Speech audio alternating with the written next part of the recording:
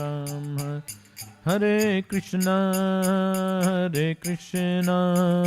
Krishna Krishna, Hare Hare, Hare Rama, Rama Rama, Hare Hare, Hare Krishna.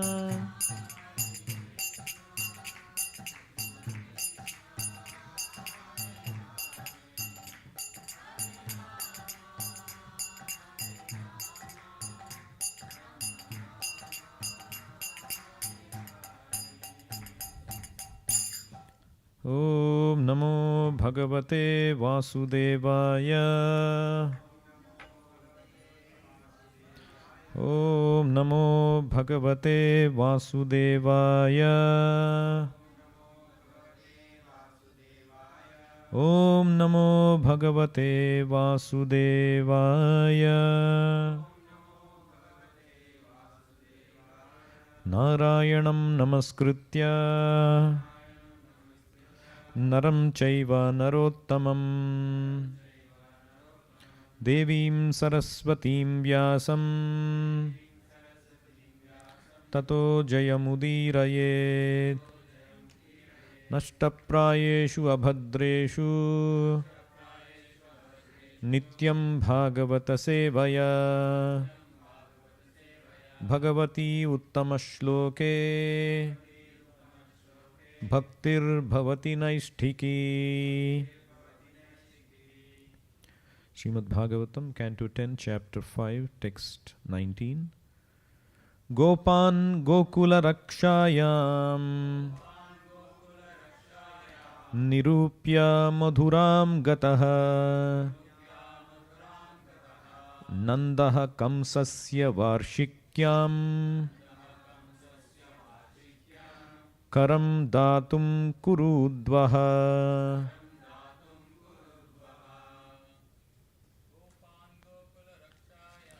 Gopan Gokula Rakshayan Nirupya Madhuram Gataha Nandaha Kamsasya Varshikyam Karam datum kurudvaha. Gopan Gokula Rakshayam Nirupya Madhuram Gataha Nandaha Kamsasya Varshikyam Karam datum kurudvaha. Gopan Gokula Rakshayam Nirupya Madhuram Gataha Nandaha Kamsasya Varshikyam Karam datum kurudvaha. Gopan Gokula Rakshayam Nirupya Madhuram Gataha Nandaha Kamsasya Varshikyam Karam datum kurudvaha. Gopan, the cowherd men, Gokula Rakshayam, in giving protection to the state of Gokula, Nirupya, after appointing Mathuram, to Mathura, Gataha, went, Nanda Maharaja, Kamsasya, of Kamsa, Varshikyam, yearly taxes, Karam, the share of profit, Datum, to pay, Kurudvaha, O Maharaj Parikshit, best protector of the Kuru dynasty. Translation and purport by His Divine Grace A.C. Bhaktivedanta Swami Srila Prabhupada, Jai Srila Prabhupada. Sukadeva Goswami continued, thereafter, my dear King Parikshit, O best protector of the Kuru dynasty, Nanda Maharaja appointed the local cowherd men to protect Gokula and then went to Mathura to pay the yearly taxes to King Kamsa. Please repeat. Sukadeva Goswami continued. Thereafter, my dear King Parikshit, O best protector of the Kuru dynasty, Nanda Maharaja appointed the local cowherd men to protect Gokula and then went to Mathura to pay the yearly taxes to King Kamsa. Purport. Because the killing of babies was going on and had already become known, Nanda Maharaja was very much afraid for his newborn child. Thus he appointed the local cowherd men to protect his home and child. He wanted to go immediately to Mathura to pay the taxes due and also to offer some presentation for the sake of his newborn son. For the protection of the child, he had worshipped various demigods and forefathers and given charity to everyone's satisfaction. Similarly, Nanda Maharaj wanted not only to pay Kamsa the yearly taxes, but also to offer some presentation so that Kamsa too would be satisfied. His only concern was how to protect his transcendental child, Krishna. Thus ends the Bhaktivedanta purport. Om Ajnanatimirandhasya Jnananjanashalakaya Chakshurunmilitam Yena Tasmai Shri Gurave Namaha Nama Om Vishnupadaya Krishna Presthaya Bhutale Srimate Bhaktivedanta Swamin Iti Namine Namaste Saraswate Deve Gauravani Pracharine Nirvisesha Shunyavadi Paschatya Deshatarine Jai Sri Krishna Chaitanya Prabhu Nityananda Sri Advaita Gadadhara Sri Vasadi Gaura Bhakta Vrinda Hare Krishna Krishna Krishna Hare Hare Hare Rama Rama Rama Hare Hare. Hare Krishna. Jai Srila Prabhupada. So Nanda Maharaj, he wanted to go to Mathura for paying taxes. Varshikyam, Kamsasya Varshikyam means yearly, Varsha means year. So the yearly taxes was due, and so he went to Madhuram Gataha to pay Kamsasya Varshikyam as well as Karam Datum, the share of profit, to give the share of profit. And while he did that, Mathuram Gataha, when he went to Mathura, he was hearing that the babies were getting killed in that precinct, and so he was careful. So he appointed Gopan, some cowherd men, Nirupya he appointed for Gokula Rakshayam, in giving protection to the state of Gokula. Now, where there is Krishna, the Supreme Lord, there is no need to worry about any troubles, any evils, anything like that. But why Nanda Maharaj did that? In the chapter where Putana comes to kill Krishna, Prabhupada writes like this. So she was killing small children by ghastly sinful methods. And so, such witches can play their black art only where there is dash. Such witches can play their black art only where there is no chanting or hearing of the holy name of Krishna. It is said that wherever the chanting of the holy name of Krishna is done, even dash, all bad elements immediately disappear. Even negligently, if wherever the chanting of holy name of Krishna is done. The holy name is so powerful. Immediately all of these disappear. And this is certainly true of the place where the chanting of the holy name of Krishna is done seriously.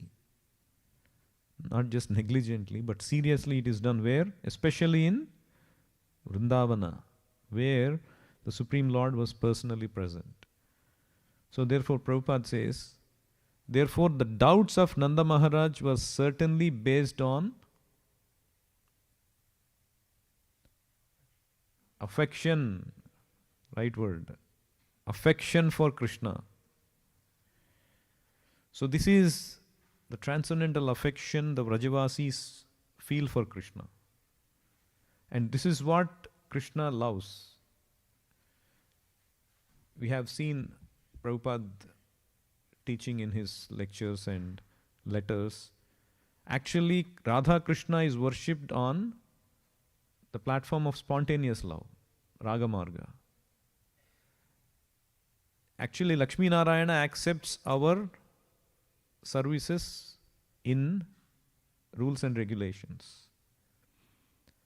But Radha Krishna worship is actually done in spontaneous platform.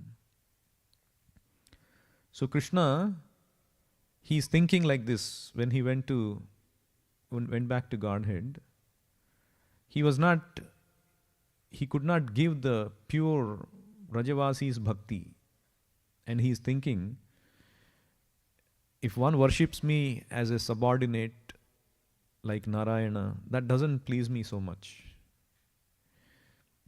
If one cherishes pure loving devotion to me, thinking of me as his son, his friend, or his beloved, regarding himself as great, and considering me as his equal or inferior, I become subordinate to him. Mother sometimes binds me as her son. She nourishes and protects me, thinking me utterly helpless. My friends climb on my shoulder in pure friendship, saying, "What kind of big man are you? You and I are equal." If my beloved consort reproaches me in a sulky mood that steals my mind from the reverent hymns of the Vedas, taking these pure devotees with me, I shall descend and sport in various wonderful ways, unknown even in Vaikuntha. I shall broadcast such pastimes by which even I am amazed. Then, by hearing about the pure love of the residents of Vraja, devotees will worship me on the path of spontaneous love, abandoning all rituals of religiosity and fruitive activity. So just as these desires are the fundamental reason for Krishna's appearance, whereas destroying the demons is only an incidental necessity. So for Sri Krishna Chaitanya, the Supreme Personality of Godhead, promulgating the dharma of the age is incidental. What does it mean? The actual purpose is to broadcast this real Raganuga Bhakti, the Vrajavasis Bhakti for Krishna, by which Krishna becomes subordinate. Krishna becomes attracted by such bhakti. There's one devotee in Chaitanya Charitamrita, we all know, Ramananda Rai. He is glorified as having or reached the platform of Raganuga Bhakti. Sometimes it might be bewildering for us to see the activities of a devotee who have achieved the stage of Raganuga Bhakti. To illustrate that, there is one incident where there is this devotee called Pradyumna Mishra, a Brahmana householder. He goes to Chaitanya Mahaprabhu and requests him, "I want to hear the topics of Krishna." And Chaitanya Mahaprabhu congratulates him that if you have aroused the interest in the topics of Krishna, you are considered very successful. You achieved success in life. But then he says, I don't know much about the topics of Krishna. For topics of Krishna, please go to Ramananda Rai. Even I hear the topics of Krishna from Ramananda Rai. So he goes to the house of Ramananda Rai, and the servant makes him sit. Oh, Ramananda Rai is busy. He will come and attend to you very soon. Please sit. So what is he doing? Ramananda Rai. Ramananda Rai is taking two girls, Devadasis, who are supposed to perform in front of Jagannath and please him for his pleasure. So he's training these two girls, young, beautiful girls. He takes them in solitude to a solitary place in his garden. He trains them in dancing and expressing with beautiful expressions in different moods for the pleasure of Jagannath.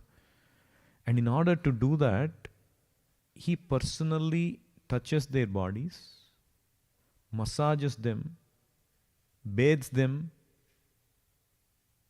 dresses them, decorates them, and then teaches them. And all this while, he is completely unchanged. He is thinking of his actual transcendental position is that of how the gopis are worshipping Krishna. How to give pleasure to Krishna, not to enjoy pleasure for ourselves. But this Pradyumna Mishra becomes bewildered. What is Ramananda Rai doing? And then at the end of the day, he sends back, Ramananda Rai sends back these two girls, properly dressed and all that. And then he comes and says, how can I serve you? And then Pradyumna Mishra says, it's become a little too late today. I shall come again tomorrow. And then he goes back to Chaitanya Mahaprabhu, Pradyumna Mishra. And Chaitanya Mahaprabhu asks him, what happened? Have you heard the topics of Krishna?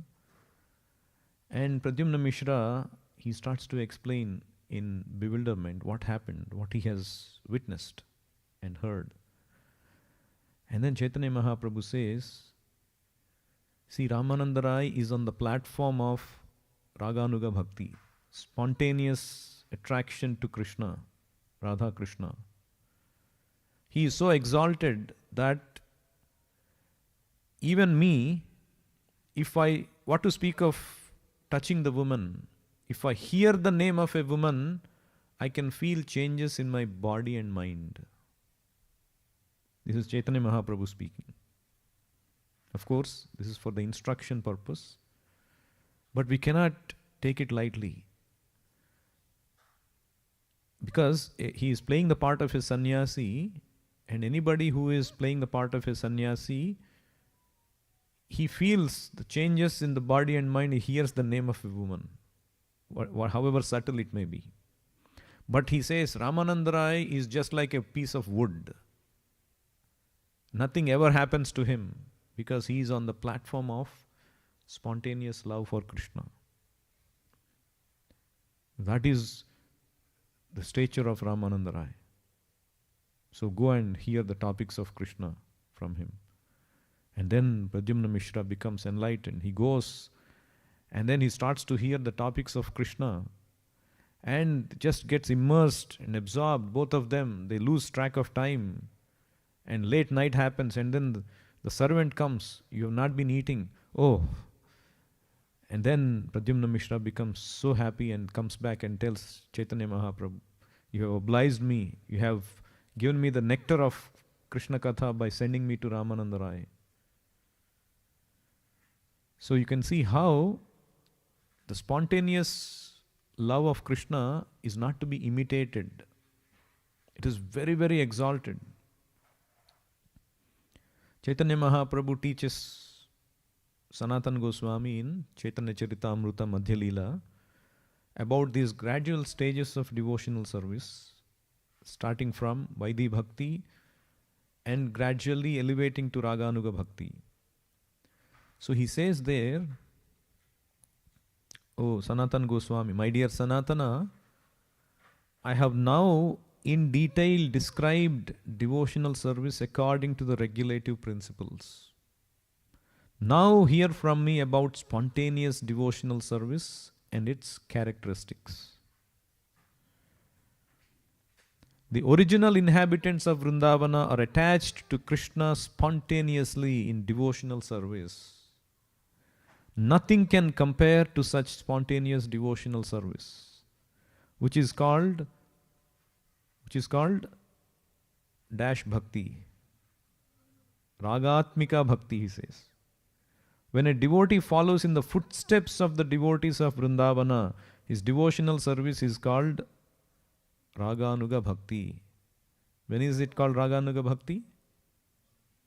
When a devotee follows in the footsteps of the devotees of Vrindavana. This principle is mentioned in Nectar of Instruction also. Anybody remembers? As Rupa Goswami takes us through the progression in devotional service, he mentions this principle that we need to come to the point of following the footsteps of a great devotee in Vrindavana. Sato vrittehe.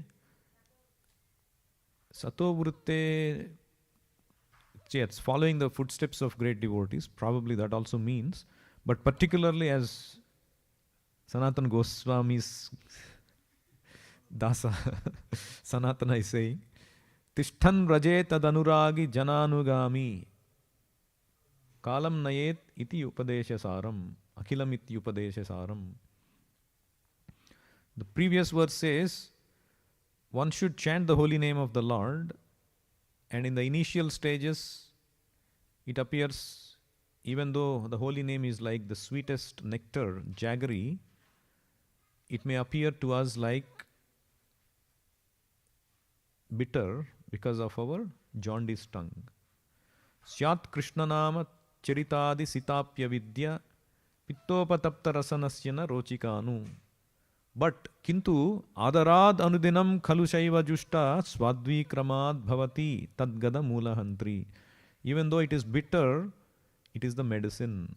You need to take it every day. Swadvi kramat bhavati. And then that tadgada mulahantri, it becomes removed from the root. The disease becomes removed. And then comes Syat Krishna Nama Charitadi Sukirtananu Smrutyo Kramena Rasana Manasi Niyojya. So, we have to very carefully start to hear, chant, remember Krishna's pastimes, Smrutyo Manasi Niyojya. Then Tishthan Vraje, we have to reside in Vraja, following Tad Anuragi Jananugami, following in the footsteps of a great devotee of Vrindavan. So that is when we reach the stage of Raganuga Bhakti. That's what Chaitanya Mahaprabhu is saying. And then he says, Sanatana Goswami, when one becomes attached to the Supreme Personality of Godhead, his natural inclination to love is fully absorbed in thoughts of the Lord. That is called transcendental attachment. And devotional service according to that attachment is called Ragatmika, or spontaneous devotional service.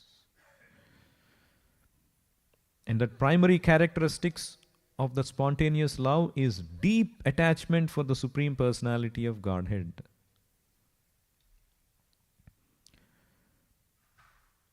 And then Bhaktisiddhanta Saraswati Thakur, he says that a devotee is attracted by the service of the inhabitants of Vrindavana, namely cowherdmen, Maharaj Nanda, Mother Yashoda, Radharani, the gopis, and the cows and the calves. An advanced devotee is attracted by the service rendered by an eternal servitor of the Lord. This attraction is called spontaneous attraction. Technically, it is called Swarupa Upalabdhi. And then he says, this stage is not achieved in the beginning. In the beginning, one has to render service strictly according to the regulative principles set forth by the revealed scriptures and the spiritual master. By continuously rendering service through the process of Vaidhi Bhakti, one's natural inclination is gradually awakened. This is called spontaneous attraction or Raganuga Bhakti. So Nanda Maharaj is on that platform. That is why he is thinking, oh, my son should be protected. So he's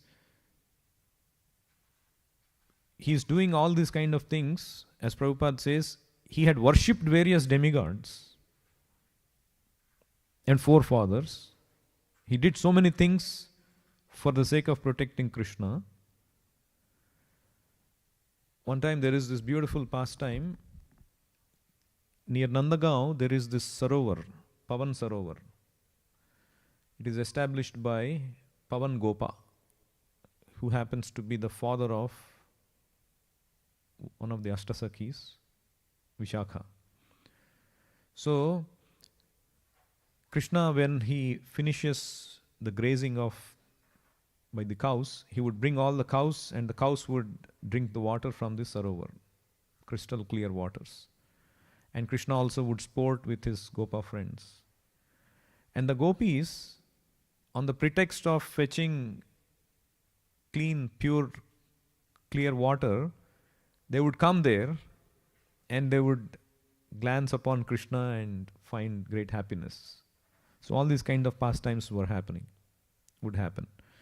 So when Krishna was a very young boy, like a baby boy, one time he sees Nanda Maharaj going out somewhere.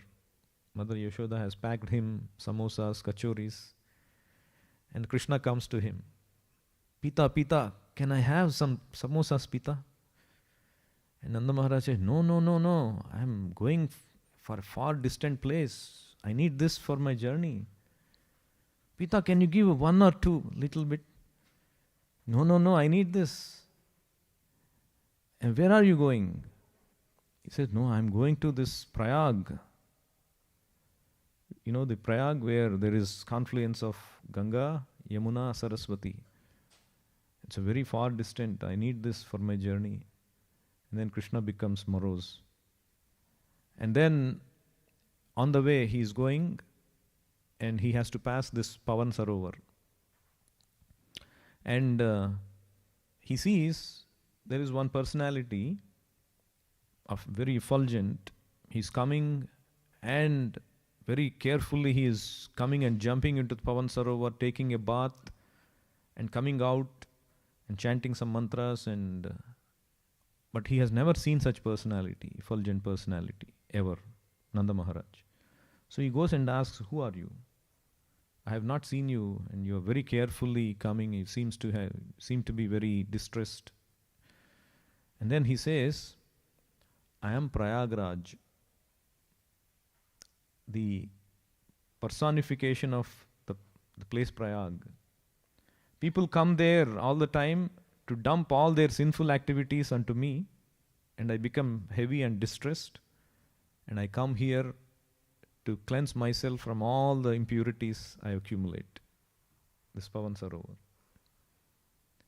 And then Nanda Maharaj is thinking, then why am I going to that place? If this place is such a most purified place, and then he abandons his journey and comes back. My dear son, take all the samosas and kachoris. Why, Pita? Because this place is the most holiest place. I don't need to go anywhere else. So Krishna's, of course, Nanda Maharaj, see the transcendental love for Nanda Maharaj, for Krishna, he wants to go to all these places to pray for Krishna. He wants to worship everybody to please, including Kamsa. He's paying the taxes and giving gifts to everybody to please so that his son is protected. That is the kind of transcendental affection for Nanda Maharaj. Similarly, you see, the great devotees, they worshipped demigods in scriptures. Like name some examples in our scriptures, Krishna book, pure devotees worshipping. The gopis worshipped Katyayani. For what? For getting Krishna as their husband. Who else? Rukmini Devi worshipped who? What temple she went to? Huh? Durga Devi temple she went before the marriage. But what was she praying? To get Krishna as her husband. What to speak of them if you observe in Krishna book the daily activities of Krishna? Krishna himself went to the temples and worshipped the demigods. Isn't it? Any of you remember? It's an interesting thing. In Krishna book you will see in that chapter, in accordance with Vedic ritualistic principles, the Lord would offer respects to the demigods. And then in the next paragraph it says, after decorating himself in this way, the Lord would then look at the marble statues of the cow and calf and visit temples of God or demigods like Lord Shiva. So why is Krishna visiting? So we see Bhagavatam, great devotees like Bharat Maharaj, it is said that he was offering different sacrifices for demigods. So that means even Dwaraka had temples of demigods. Even Rukmini's kingdom also had temples of demigods, isn't it? So why? Because Krishna was teaching everyone, because everybody is on a different platform. There are gradual stages of progression in our Vedic literature. People who are not on the platform of Krishna consciousness, they need a proper regulated method of gradually rising themselves to higher modes. So for them, these rituals are mentioned, the sacrifices are mentioned, worship of demigods are mentioned. Yajante Satvika Devan Yaksharakshamsi Rajasaha Pretan Bhutaganamschyanne Yajante Tamasa Janaha. So there are different kinds of people, and the worship is also accordingly mentioned. The idea is they have to follow the authority of the Vedas. And then when one is on the platform of Krishna consciousness, they should take to pure Krishna consciousness.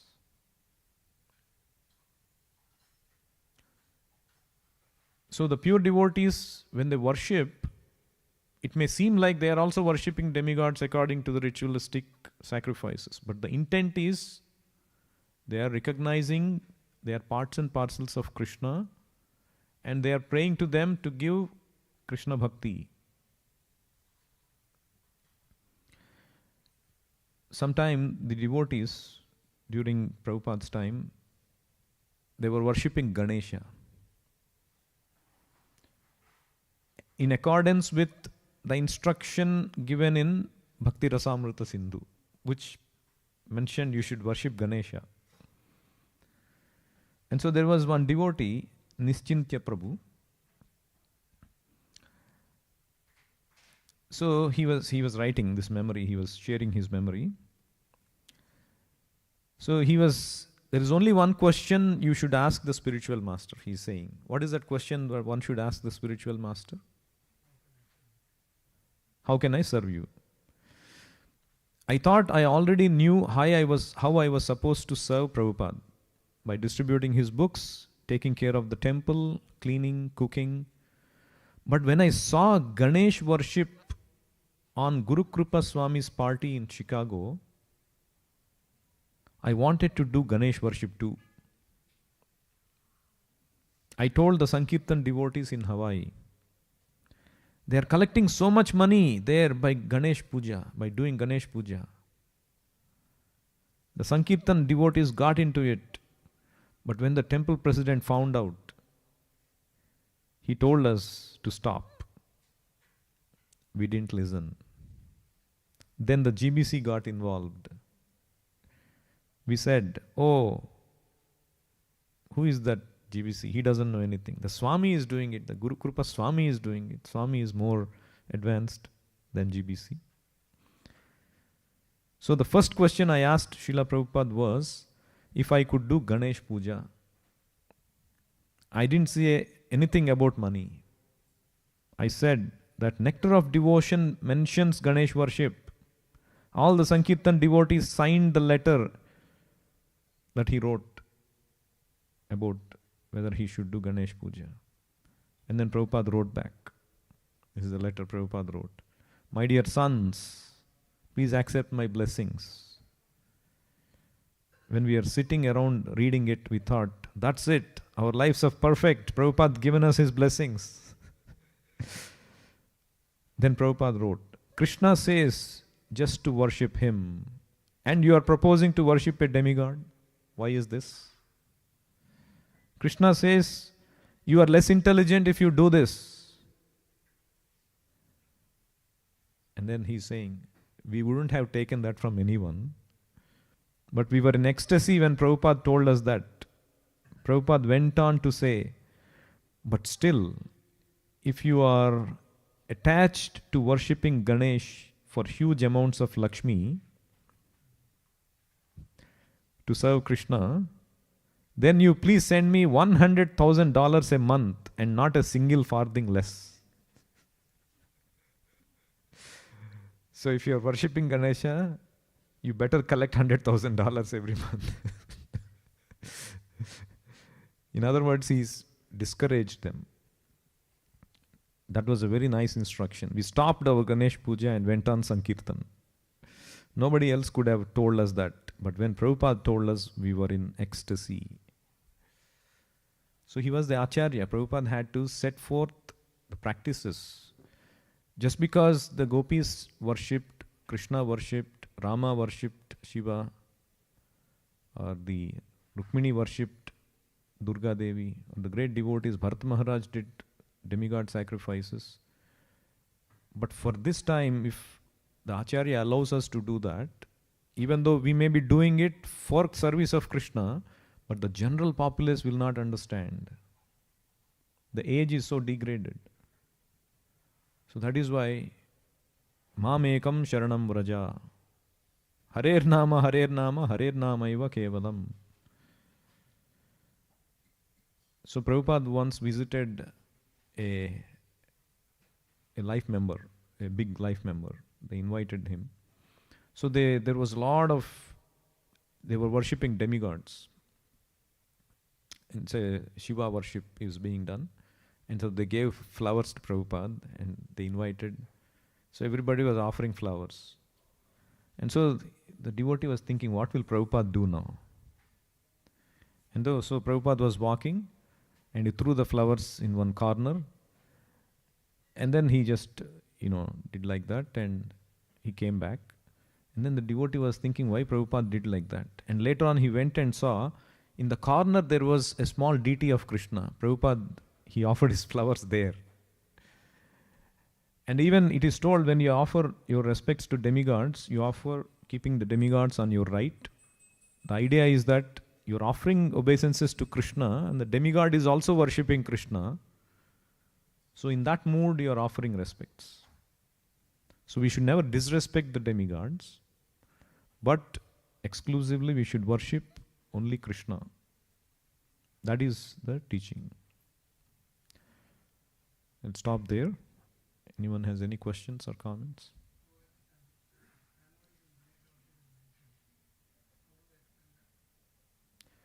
Yeah, I think the idea was you respect Ganesha as the servant of Krishna in terms of removing obstacles. Yatpada Pallava Yugam Vinidhaya Kumbha. Maybe at the time Rupa Goswami wrote, he intended that as a practice for that time, so that we take Ganesha as a servant of Krishna and get his blessings for removing obstacles on our path. But for this time, Prabhupada, for these times and henceforward, the Acharya, Prabhupada, he has set up the standard that that's not needed.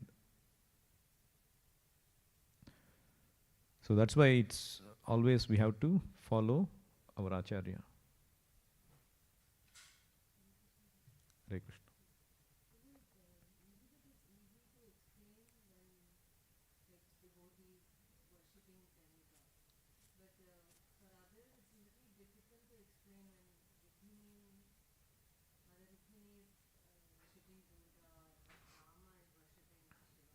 Right. It is there at the higher level. So people interpret saying, you know, Rama himself has put Shiva at the worshipful level. So that one is a little bit difficult and devotees worshipping demigods. How do we explain that in more logical way? No, generally I say that when it comes to Rama worshipping Shiva, I give this example of a felicitation party done for a home minister. The chief minister is invited and he picks up the mic and he garlands the home minister and he starts to speak glorification of the home minister and starts to say, oh, this home minister is so great that even I cannot do things that he is doing. But it doesn't mean that the position of the chief minister is compromised. But he glorifies the home minister as one of his best servants. So when Krishna or Rama worships Lord Shiva or a demigod, it is with a love for him as a servant. They want to glorify him as one of their confidential servants. But his position is not minimized or compromised, nor is it advised for us to do Krishna. There is something called imitation and what is the other thing? Following. Anukarana and Anusarana. So we should not do Anukarana. Certain things we should consider that they are meant only for great personalities. For us, we should just follow what they say. And of course, people say, okay, we'll follow Krishna, we'll follow dancing of Krishna by with the other wives. So they are paving their path for hell. If they are not taking the instruction, rather imitating, Krishna has worshipped the demigods, but what is his instruction in Bhagavad Gita? Those who worship are less intelligent. Right? Kritagnanaha. But they are meant for a different purpose. If you are not on the platform of Krishna consciousness, instead of becoming an atheist, you at least do this. Stick to the Vedic rituals. So that's the idea. Hare Krishna. Nandharaj Srimad Bhagavatam ki jai, Jagat Guru Srila Prabhupada ki jai, Nitai Gaur Premanande, Hari Hari Bol.